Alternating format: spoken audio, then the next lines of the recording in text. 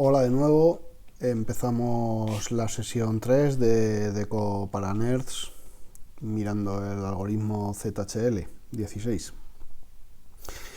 En la sesión anterior estuvimos modelando el compartimento, el cuerpo humano.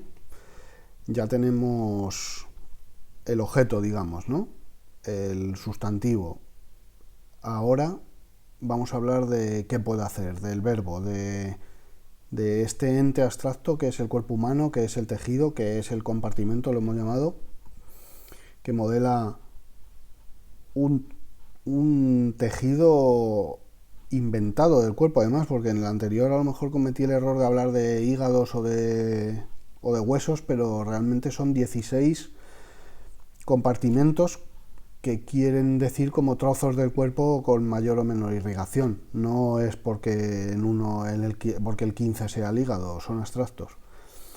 Una vez modelado esta cosa abstracta, esta clase, hablando en términos de orientación a objetos, hemos visto los atributos de la clase, ahora vamos a ver los métodos, vamos a ver qué es capaz de hacer. Este compartimento es capaz de hacer pocas cosas. No queremos más, solo queremos saber cómo se satura, cómo se desatura, que es igual, y almacenar la presión que contiene dentro. Y ya está, no tenemos más. Volviendo a la analogía con el trasvase para las botellas, ir al compresor y llenar una botella, a mí me gusta mucho porque en el fondo es igual, es una transferencia entre dos objetos con un trasvasador. En este caso es la perfusión sanguínea, en este otro caso es un tubo de plástico.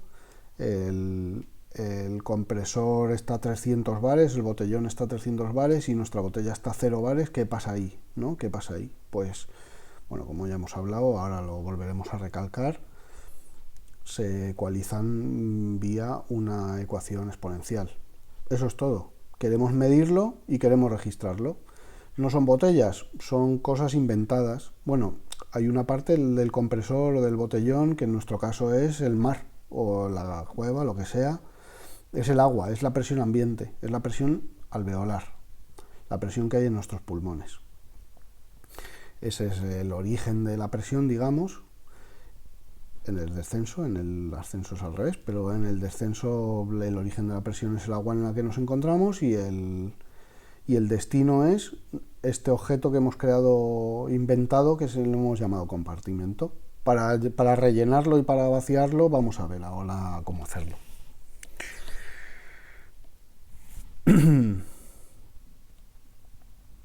Bueno, lo he llamado cinética de gases porque realmente es lo que vamos a hablar hoy, es un poco las matemáticas, muy poquito de cómo se modela esta transferencia de gas del agua a nuestros tejidos. ¿Podríamos haber modelado un botellón de 300 bares y una botella de buceo? Pues también. ¿Y cuáles serían nuestros compartimentos? Pues el tipo de trasvasador, ¿no? O nuestra botella, mejor dicho. Nuestra botella, pues, de aluminio se llena antes. Bueno, sería la botella y el trasvasador, ¿no? Ese conjunto, ¿cómo se haría? Bueno, lo podríamos modelar. En el fondo es código de programación, podríamos hacerlo. Y sería muy parecido a esto. Ya estamos casi olvidándonos del cuerpo humano. Ahora lo que vamos a ver es cómo rellenar y cómo vaciar este compartimento, a qué ritmo, a qué tasa, y medirlo y almacenarlo para poderlo graficar en el tiempo. Pues depende de la presión que tenía en el tic anterior, qué presión tiene ahora, dependiendo de qué presión alveolar esté y tal. Bueno, esto es lo que estoy hablando, vamos a verlo. Bueno, de momento vamos a repasar otra vez lo que ya hemos dicho muchas veces, y acabo de decir en la introducción, no me voy a extender más. Aquí se ve pues cómo se satura un compartimento o cómo se enfría una taza de café. La primera semivida se ecualiza bastante y así hasta que la taza de café, en vez de quemar, se queda a los 20 grados que tiene la habitación. eso tardará 6 semividas. La taza de café no nos hemos inventado el número, lo podríamos ir midiendo y en 10.000 veces, como hizo Bullman con el cuerpo humano, pues sabríamos cuál es la semivida del café con leche. Pero lo hemos hecho para tejidos y ya tenemos los datos, así que vamos adelante. Lo primero que vamos a ver es la ecuación original, que es totalmente válida y que de hecho se sigue usando, como vamos a ver ahora, mediante otra más general que colapsa en esta.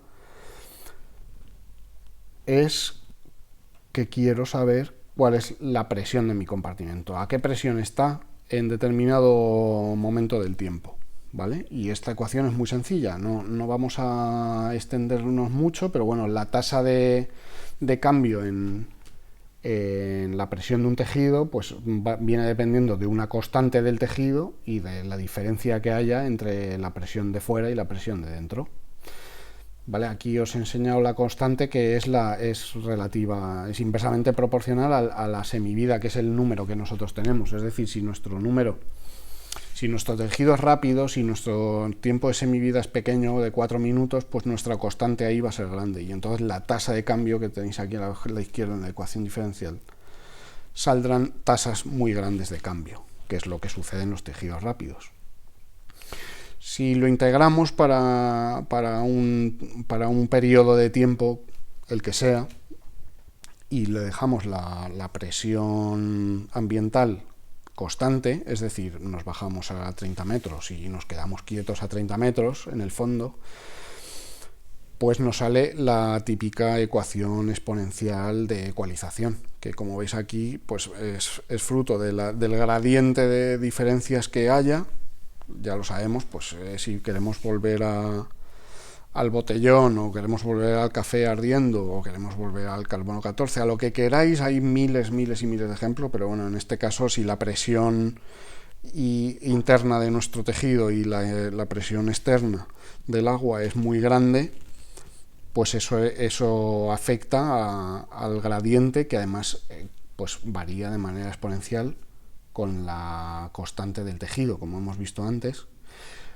Y aquí os dejo la fórmula, es así de sencilla y no cuesta nada calcularla y nos sirve para saber cuál es la presión del tejido. Esto, ¿a qué viene esta turra matemática? Espero no haber sido muy pesado, pero bueno, esto simplemente en el algoritmo, en el código de la programación, se programa en dos pequeñas líneas de código sin usar librerías ni nada. Estos son sumas, multiplicaciones. No tiene nada más que eso, y en cada iteración, para cada tejido, ahora en los ordenadores además se puede hacer los 16 en paralelo, porque ningún tejido tiene que conocer a otro. Y se calcula rapidísimo y ya puedes saber en el tiempo t qué presión de nitrógeno tiene tu tejido. Y de helio, ¿vale? Vamos a hablar solo de nitrógeno, pero se hace para el helio también. Vale, y aquí vamos a ver pues una gráfica de la anterior ecuación, sin más ni menos. Aquí vemos en el tiempo total, pues hasta el minuto 40 descendimos, y en el minuto 40 al 80 pues ascendimos. Y aquí vemos pues diferentes tejidos, diferentes compartimentos con diferente K. Aquí vemos pues que hay algunos que se saturan más rápido, otros se saturan menos presión en los 40 minutos, y igual que se saturan de rápido, se desaturan de rápido. ¿Vale? La ecuación es simétrica, de eso se trata. Como pasaría en cualquier otro ambiente, en cualquier otro ejemplo de los que vamos poniendo, ¿vale? Esto es interesante porque tampoco lo había visto nunca, no lo había comentado mucho la gente, porque hay que ser fricazo para esto, pero está bien por tenerlo aquí, por si alguna vez alguien se lo pregunta. Dices, bueno, con la ecuación de Haldane, yo calculo mi media hora a 30 metros tranquilamente y me da la presión que se acumula en el tejido, pero si yo voy cambiando y voy moviéndome, voy subiendo, voy bajando, ¿qué pasa con esos cambios de cota? ¿Qué pasa en esos ascensos, en esos descensos? ¿Cómo se calcula el flujo que está entrando de gas a mi tejido? Bueno, pues lo podrías decir, bueno, yo desde luego lo primero que podría decir es decir, vale, pues cojo tiempos en vez de 30 minutos, lo cojo de 3 segundos, lo voy calculando trocito a trocito, trocito a trocito y ejecuto la fórmula. Pero bueno, aquí he intentado graficar lo mejor posible, qué es lo que pasaría, ¿no? Lo que pasaría es la línea roja. Es decir, yo lo voy calculando trozo a trozo, pero como acarreo el error, por así decir, del anterior cambio de cota, un poco más, un poco más, un poco más, un poco más, al final de la gráfica, a la derecha, pues nos sale una presión del tejido superior que a la realidad, que la realidad es la que logró hacer un científico a mediados del siglo XX que se llama Reiner, que aquí sí que brilla la elegancia matemática, porque el tío pues se curró la manera de integrar la anterior ecuación para que en lugar de que solo funcione en un ambiente isobárico, es decir, a 30 metros, 40 minutos o 50, lo que quieras, pero siempre a 30 metros, lo que él hizo fue extender la fórmula para que funcione de manera exacta y comprobada en cambios de presión constante. Ya no es que estemos en una sola presión, ya no estamos a 4 bares, ahora lo que estamos es subiendo 10 metros por minuto, bajando 10 metros por minuto. Para este caso, en el que con un cambio de presión lineal también tenemos una ecuación, de hecho ahora es la única que maneja el algoritmo ZHL. ¿Por qué? Porque Reiner lo hizo tan bien que para la presión, cuando el cambio de presión es cero, es decir, cuando la presión es constante, la propia fórmula colapsa a la que hemos visto anteriormente. Entonces es válida para cualquier caso. Aquí lo he graficado. Como podemos ver, de 0 a 2 minutos estuvimos descendiendo y se aplicó la fórmula general de Reiner para calcular la presión del tejido. Después, como la presión se quedó constante a 4 bares, pues a 30 metros colapsó en la que hemos visto antes, que es la sencilla típica exponencial de ecualización, y en el ascenso pues volvemos a aplicar Reiner, que es aquí una turra grande, pero no deja de ser parecido. Me falta explicaros la R, que no os lo voy a explicar porque es más complicado y intervienen matemáticas, integraciones y tal. Pero bueno, solamente contaros que esta ecuación también se implementa de manera sencilla en el código. De hecho, es la que está, no es la original. Ahora está esta que contempla estos casos, contempla la presión constante y el cambio de presión lineal. Y eso es todo. Parece poco, pero ahora hemos aprendido otra parte más del objeto del compartimento, que es que sabe calcular en cada momento de la inmersión, con su presión alveolar, qué presión tiene ese tejido. Y estas son las matemáticas que usa el algoritmo por debajo para calcularlo. Cada paso de tiempo va calculándolo en factor del tiempo de la presión anterior, calcula la diferencia con la ambiental, bueno, y ya lo hemos comentado. Esta es la manera. En el paso siguiente, como ya sabemos cómo funciona el compartimento, para qué se usa y cómo se calcula, lo siguiente es qué vamos a hacer con estos datos. Es decir, ahora que sabemos calcular la presión que tiene mi tejido en un determinado punto del tiempo de mi inmersión, ¿qué queremos hacer con ello? Sabiendo que tenemos el dato científico correcto, ¿podemos hacer algo con él? Sí, que va a ser cuidar de nuestra salud. Lo veremos en el siguiente vídeo con los valores M, y discutiremos sobre los umbrales en general y qué hacer con esta presión de tejido, porque no puede superar cierto umbral, que ya os adelanto que es el valor M. ¿Vale? Y nada más por mi parte. Espero no haber sido muy cansino en esta sesión con las mates.